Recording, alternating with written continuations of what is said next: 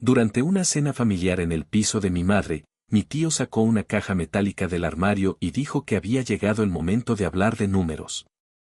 Soy Andrea, hija única, 36 años, administrativa en una empresa de seguros, divorciada, sin hijos, y según mi madre, demasiado independiente para caerle bien a nadie. El día que ocurrió todo, era domingo. Una de esas comidas familiares que ya no me apetecían, pero a las que seguía yendo por rutina o por miedo a perder lo poco que quedaba de ese hilo familiar delgado. Éramos 8 sentados en la mesa del salón de su piso antiguo en Argüelles, mi madre, mis 2 tíos, sus parejas, mi primo Miguel y su novia, y yo. El mantel tenía manchas viejas de vino y el aire olía a bacalao y a algo no resuelto. Mi madre apenas había hablado en toda la comida. Solo servía, se quejaba del salero o hacía comentarios pasivo-agresivos sobre lo poco que yo visitaba. Mi tío Manuel, el mayor de los 3 hermanos, había estado raro desde que llegamos. No hacía chistes, no discutía con nadie, solo miraba su reloj y a ratos desaparecía en el pasillo. Cuando regresó por tercera vez, traía algo en la mano, una caja metálica gris, de esas de herramientas, con cierre de clip. La apoyó con fuerza en la mesa, entre los platos de postre y el pan ya seco. Ha llegado el momento de hablar de números, dijo con voz baja pero firme. Todos se quedaron quietos. Ni siquiera Miguel, que siempre tenía alguna ocurrencia, abrió la boca. Mi madre no levantó la vista del plato. Seguía empujando un trozo de tortilla con el tenedor como si no hubiera escuchado nada. Mi tía Carmen intentó sonreír, pero le temblaba la comisura. ¿Qué números?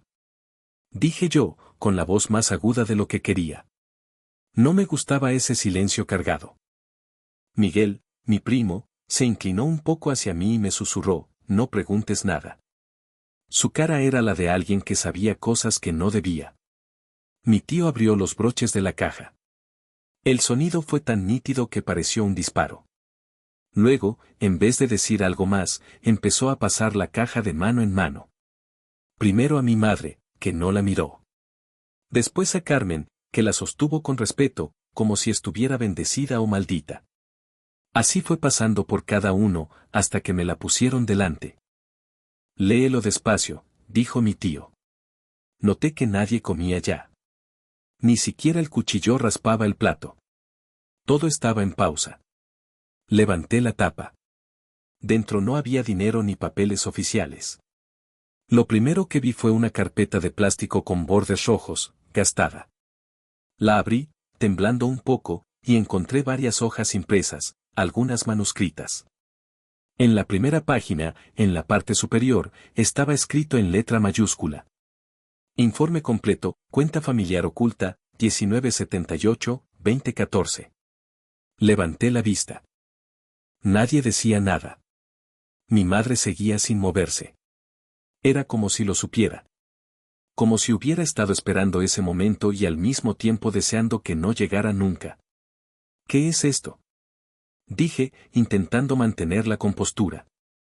Lee, repitió Manuel. Empieza por la segunda hoja. Pasé la página. Había un número de cuenta bancaria, una entidad suiza, varios extractos escaneados y algo más. Una lista con fechas y cantidades. Al lado de cada año, una letra, A, M, C. Nombres codificados. Y abajo, un comentario a mano, división acordada. No mencionar a Andrea. No levantar sospechas. Fue como un puñetazo en el estómago. ¿Qué significa esto? Mi voz ahora sí temblaba. Mi madre levantó la cabeza por primera vez y susurró, guárdalo, Andrea. Ya está hecho. Pero no. No estaba hecho. Recién comenzaba. El aire del salón se volvió espeso. El bacalao, el vino, las risas forzadas de antes, todo parecía lejano. Había algo que no me habían contado durante décadas. Algo que involucraba dinero, secretos, y mi nombre excluido deliberadamente. Y entonces lo vi.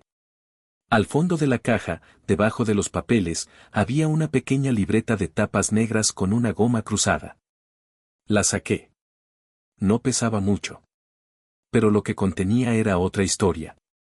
Una que llevaba escrita a mano por alguien que firmaba con una inicial que me heló la sangre, A. La cena había terminado. La familia, también.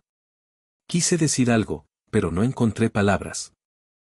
Solo cerré la caja y la sujeté con fuerza, como si fuera la última prueba de que algo de todo aquello era real.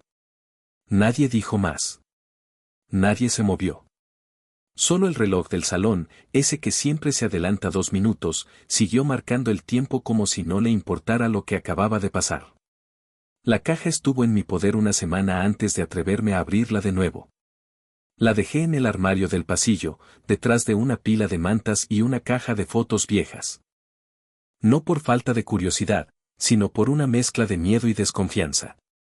Era la primera vez en mi vida que me sentía extranjera dentro de mi propia familia. Algo se había roto el día de aquella cena, pero sospechaba que llevaba rajado desde mucho antes. Solo que ahora tenía pruebas.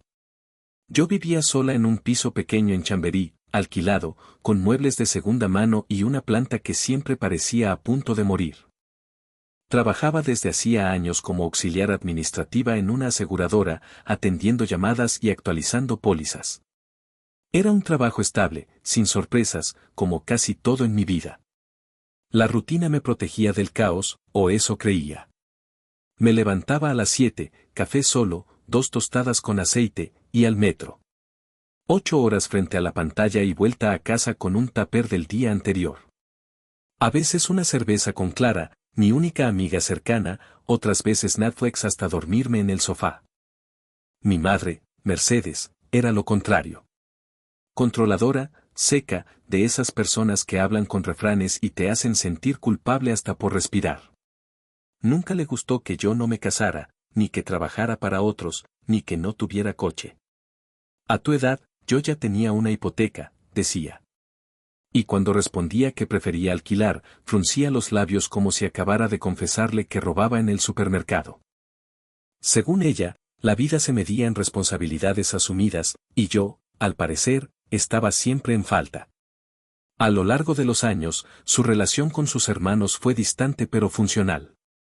Manuel, el mayor, era contador jubilado, metódico, con aire de notario. Carmen, la del medio, había sido enfermera, y desde que enviudó solo hablaba de sus gatos y de las dolencias del día.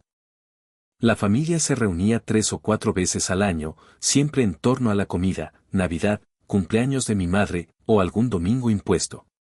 En esas reuniones se respiraba una especie de formalidad envenenada. Nadie se decía nada demasiado sincero, pero todos lanzaban comentarios envenenados disfrazados de bromas. Yo iba, comía, lavaba los platos, escuchaba los reproches y me iba. Hasta que aquella caja cambió el guión. La carpeta con los papeles que vi en la cena estaba llena de extractos bancarios. Los repasé con calma la noche del viernes siguiente. No entendía todo, pero lo suficiente. Mi abuelo, fallecido en 1997, había dejado una cuenta abierta en Suiza. Una cuenta con aportes anuales que, según la libreta de notas, se había mantenido activa al menos hasta 2014. Los documentos mostraban transferencias periódicas, pequeñas al principio, luego más grandes. Lo que me heló fue ver que, junto a cada transacción, figuraban siglas como M, C, M2 y en ninguna parte aparecía A. Nada mío. Como si no existiera. Había además anotaciones manuscritas en hojas sueltas, dividir entre hermanos según pacto de 2004. Evitar contacto con Andrea hasta nuevo aviso. Mercedes no quiere complicaciones con la hija. Me quedé leyendo esa frase una y otra vez. ¿Evitar contacto? ¿Nuevo aviso? ¿Complicaciones? Lo que antes era una sospecha vaga ahora era una certeza, habían ocultado dinero. Lo habían dividido sin que yo supiera nada. Y lo peor, lo habían hecho a mis espaldas con la complicidad de mi propia madre. Decidí hablar con Miguel. Mi primo siempre fue el más cercano a mí. Habíamos crecido juntos, jugando en el patio de la casa de los abuelos, compartiendo veranos en Peñíscola, y aunque de adultos nuestras vidas se separaron, todavía nos veíamos de vez en cuando. Quedamos en una cafetería de Moncloa, la misma donde él estudiaba para los exámenes de oposiciones hace unos años. ¿Por qué no me avisaste? Le solté sin rodeos, apoyando la carpeta sobre la mesa. La miró sin tocarla. Porque no quería que te hicieras daño. ¿Daño? ¿Me estás diciendo que fue por mi bien? No fue decisión mía, Andrea, dijo, mirando a la taza. Fue algo de tu madre. Ella pidió expresamente que no te metieran. Que no quería saber nada de dinero, que tú tenías tus cosas. ¿Y tú te lo creíste? No. Pero tampoco era asunto mío, dijo. Y eso me dolió más que cualquier mentira. Cuando volví a casa, la libreta negra seguía sobre la mesa. La abrí. Era una especie de diario. Las primeras páginas estaban fechadas en 2003 y tenían letra de mi abuelo. Luego seguía una caligrafía diferente, más moderna. Era la de mi madre. En una anotación de 2006 decía, Andrea sigue sin comprometerse. Mejor que no sepa. Si un día cambia, se verá. Sentí como si me hubieran tirado un cubo de agua helada encima. Esa misma noche la llamé.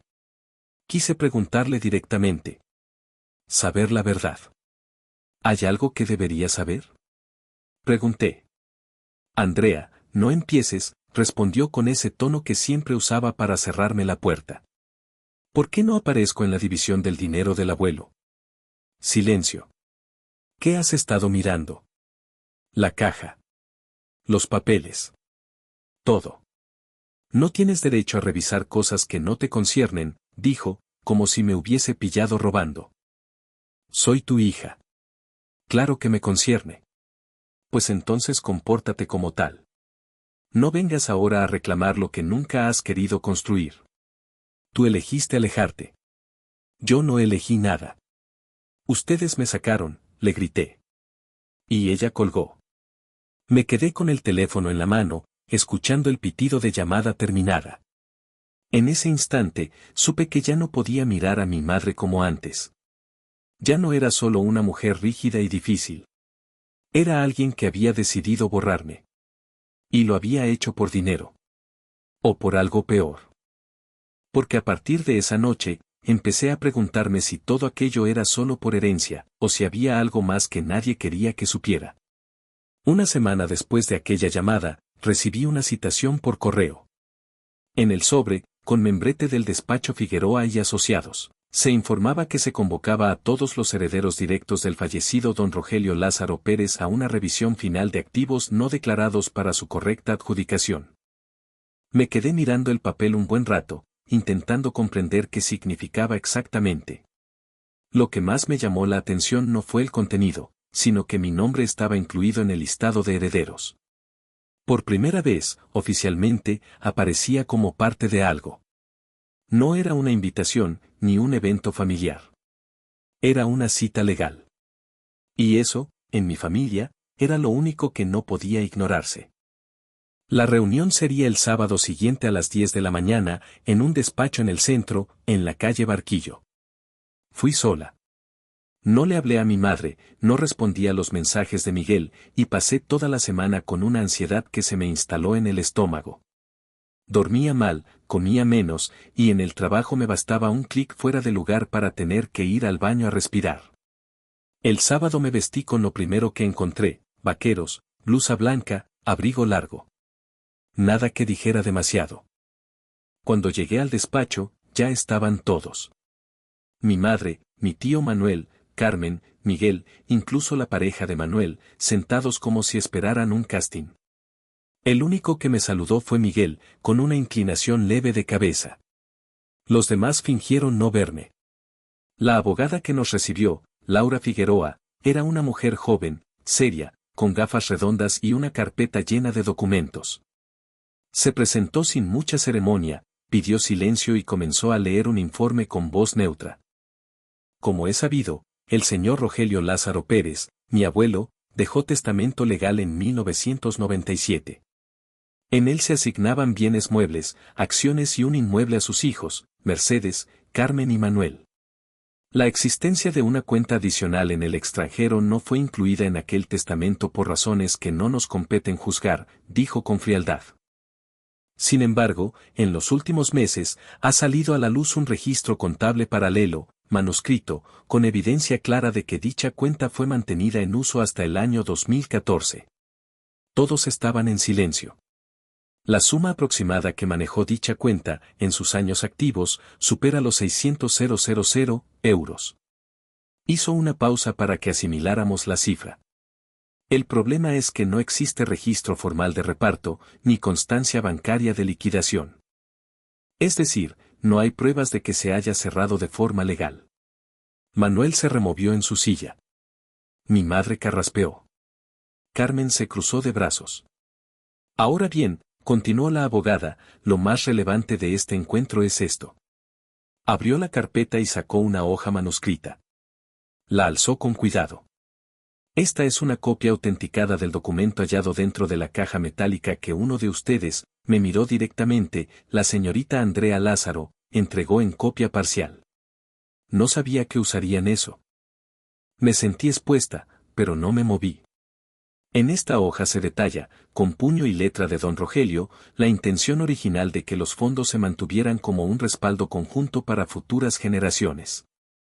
En otras palabras, no era una herencia directa, sino un fondo familiar común. Lo que sí resulta clave, dijo la abogada señalando la página, es esta frase. Leyó en voz alta. Cuando Andrea tenga edad suficiente para comprender, deberá decidir si el fondo se usa o se dona. Confío en su juicio. El silencio se hizo denso. Como si el aire se hubiera vuelto una sopa espesa. ¿Qué edad es esa? Dijo mi madre con desprecio. Tiene 36 y vive sola. ¿Qué juicio puede tener? Mercedes, respondió la abogada sin alterar el tono, según las anotaciones de su padre, Andrea debía ser adulta, independiente económicamente y desvinculada de conflictos familiares. Y ahora lo es. Por tanto, legalmente, según este documento, ella es la única persona autorizada para decidir el destino de los fondos. Un murmullo comenzó. Carmen se llevó una mano a la frente. Manuel golpeó el apoyabrazos. Eso no tiene validez, dijo él. Es un papel cualquiera. ¿Dónde está el sello? ¿Dónde está el testamento? No es un testamento, replicó la abogada. Pero sí un documento complementario, con indicaciones personales claras y en ausencia de oposición judicial, puede ser considerado en la interpretación de voluntad post-mortem. ¿Estás diciendo que ella? Preguntó Carmen con voz ahogada. Andrea puede decidir si ese dinero se distribuye entre ustedes o se dona a quien su abuelo quería. Sentí todas las miradas encima. Algunas eran de rabia, otras de súplica. Mi madre me fulminaba en silencio. ¿Y cuál era la voluntad del abuelo? Pregunté. La abogada hojeó unos papeles más. En otra anotación dice, si Andrea decide donar, que sea a la escuela donde enseñaba Amalia, mi mujer. La que más creyó en el futuro. Ahí fue cuando explotó todo. Mi madre se levantó de golpe. Esto es un insulto. Un teatro. Ese dinero ya no existe. Se usó en tratamientos, en cuidados, en reformas. Gritó. Nadie te debe nada, Andrea. ¿Estás admitiendo que lo usaste? Pregunté, de pie también, con voz firme. Tu abuelo me lo confió. Yo lo administré porque tú no querías responsabilidades. Vivías tu vida sin mirar atrás. Vivía mi vida porque nadie me dijo que tenía otra. Porque ustedes decidieron dejarme fuera. Porque no sabías callar. Porque todo lo cuestionabas.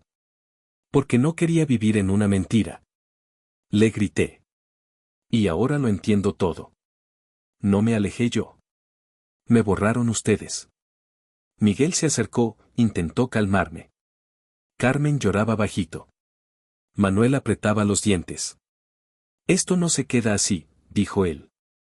No voy a permitir que una niña resentida se quede con lo que es nuestro por derecho. ¿Derecho? Me reí con amargura. Tu derecho se acabó el día que ocultaron mi nombre. Salí del despacho con la carpeta bajo el brazo. Las piernas me temblaban, pero algo dentro de mí se sentía por primera vez, libre. Lo que venía ahora no era venganza. Era justicia. Esa noche dormí con la carpeta a los pies de la cama, como si pudiera protegerme de lo que estaba por venir. Afuera llovía, y el agua golpeaba la ventana con fuerza, como si el mundo también quisiera entrar a reclamar algo. Había algo inquietante en ese silencio nocturno, en la certeza de que ya no había vuelta atrás. Lo que había dicho frente a mi madre, frente a todos, no solo había sido verdad. Había sido irreversible. Los días siguientes fueron una mezcla de llamadas no contestadas, mensajes tensos y una nueva rutina hecha de decisiones prácticas. Pedí un día libre en el trabajo, luego otro. No tenía la cabeza para pólizas ni reclamaciones. Volví a leer todos los papeles de la caja, esta vez con un cuaderno al lado. Fui anotando cada nombre, cada número, cada fecha. Me di cuenta de que había hilos sueltos, cosas que no cerraban. Algunos extractos mostraban transferencias recientes, incluso después de la supuesta liquidación familiar. ¿Alguien seguía moviendo ese dinero? Un martes al mediodía, fui al banco que figuraba en varios de los extractos. No al suizo, ese trámite aún estaba en revisión legal, sino a una sucursal local donde, según un apunte de 2012, se habían hecho algunos ingresos en efectivo. Llevaba solo una copia del documento manuscrito de mi abuelo, con su firma al final. Me atendió un hombre amable, joven, que primero me dijo que no podía hablar de cuentas ajenas. Pero cuando mencioné el nombre completo de Rogelio Lázaro Pérez y mostré la hoja con su puño y letra, su expresión cambió. «Espere aquí un momento, por favor», me dijo, llevándose el papel. 20 minutos después volvió con una supervisora. Ella me pidió una identificación, la escaneó, y luego bajó la voz. La cuenta a nombre del señor Rogelio fue cerrada formalmente en 2014, pero existe una cuenta vinculada, abierta ese mismo año por otra persona con apoderamiento previo. Hizo una pausa. La titular actual es Mercedes Lázaro.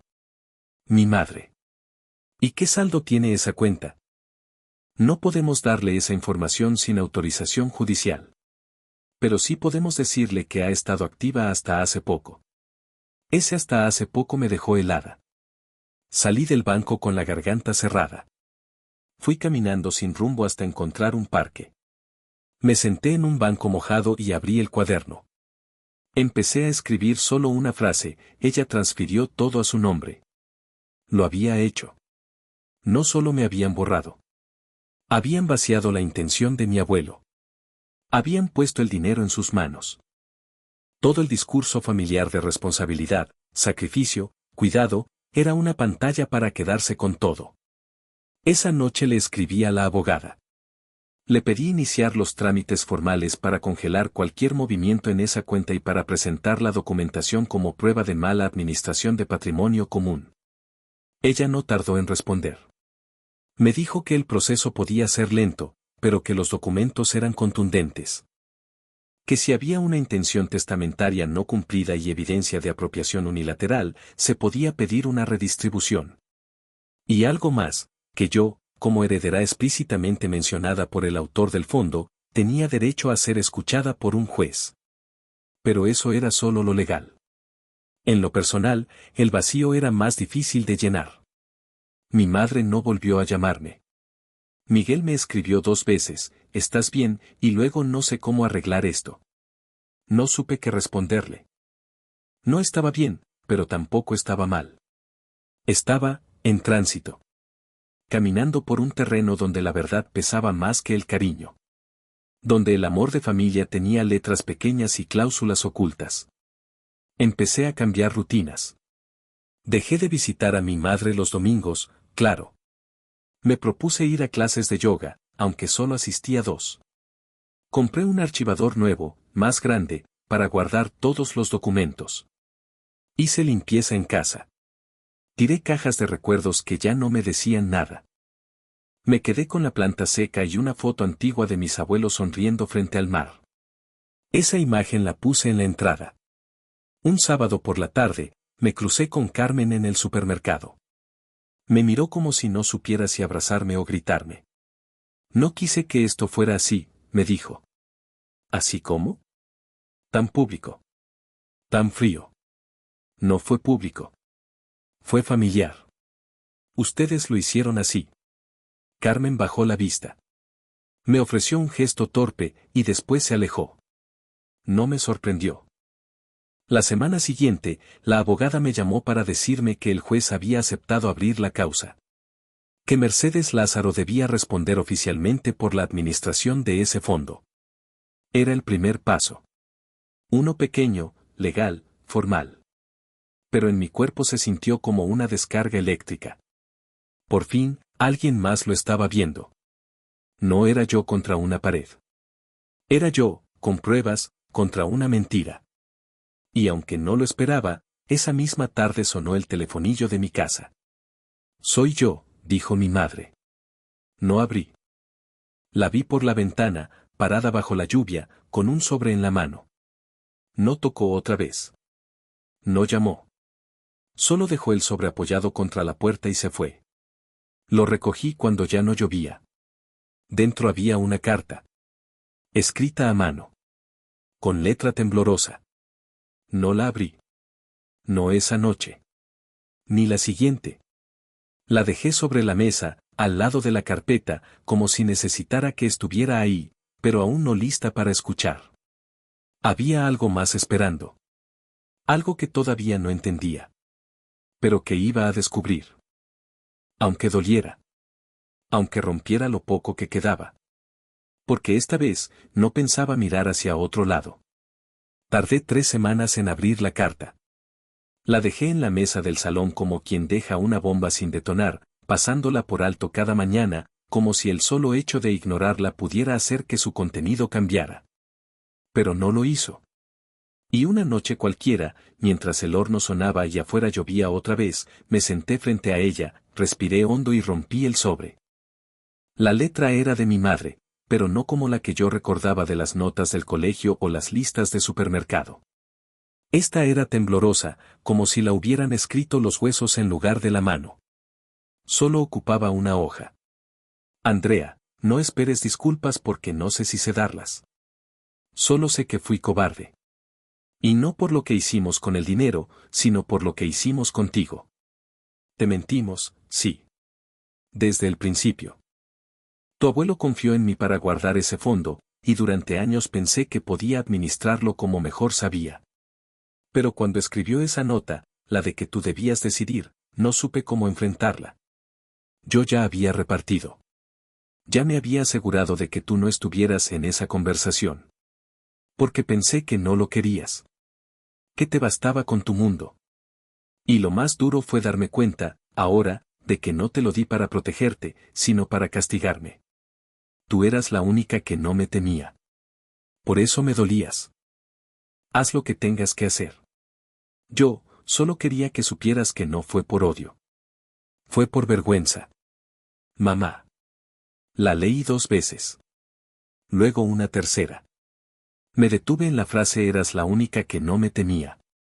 Nunca había pensado en nuestra relación en esos términos, pero al leerlo, todo encajó como piezas viejas de un rompecabezas que no sabía que existía. Me quedé sentada un buen rato. Luego, en silencio, metí la carta en la carpeta junto al resto de documentos y la cerré. No respondí. No devolví el mensaje. No fui a buscarla. Pero tampoco la denuncié. El proceso legal siguió su curso, y semanas más tarde, el juez dictaminó que el fondo debía ser considerado patrimonio común ocultado y mal administrado. Se ordenó la creación de un fideicomiso para destinar los fondos a un proyecto con fines sociales, como indicaba la voluntad escrita del abuelo. La escuela en la que enseñaba mi abuela, Amalia, recibiría una parte significativa del dinero. El resto, lo decidí yo. Hablé con la abogada y propuse que se creara un programa de becas con el nombre Fondo Lázaro Amalia para chicas jóvenes sin apoyo familiar que quisieran estudiar carreras técnicas o universitarias. Ellas decidirían en qué invertir su futuro. Ellas tendrían voz, algo que yo no tuve durante mucho tiempo. Cuando se lo conté a Miguel, se quedó callado un rato y después dijo. Él estaría orgulloso. Yo también, le respondí. Y no hablábamos del abuelo. Hablábamos de mí. Mi madre no volvió a intentar contactarme. Pero en la cuenta de correo vieja que usaba solo para cosas familiares, apareció un mensaje semanas después. Sin asunto. Solo una línea. Fuiste mejor que todos nosotros. No contesté. No hacía falta. El domingo siguiente fui por primera vez en años al cementerio. Llevé una flor para cada uno. Para mi abuelo Rogelio, por confiar en mí incluso cuando no lo merecía. Para mi abuela Amalia, por enseñarme que los actos discretos cambian generaciones.